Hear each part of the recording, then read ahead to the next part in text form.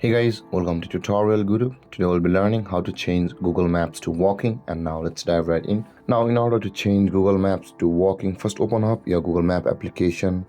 And after opening your Google Maps application guys, first you'll be required to choose the destination to which you want to walk. And for example, I'll be taking a destination over here.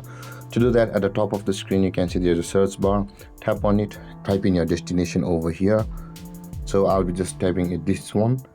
And after you have chosen your destination on this interface, tap on the direction button over here on the blue button, and the direction will be shown to you, where you can see currently we are on the car version over here, and at the right side there is the train and there is the walking distance over here, and it shows guys your walking distance available for us.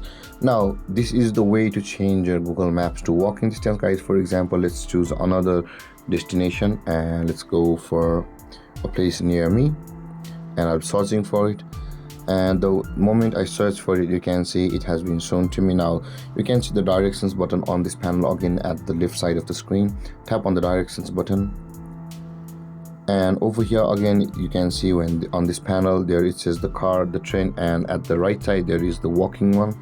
And with that being done guys, you will have changed your Google Maps to your walking mode.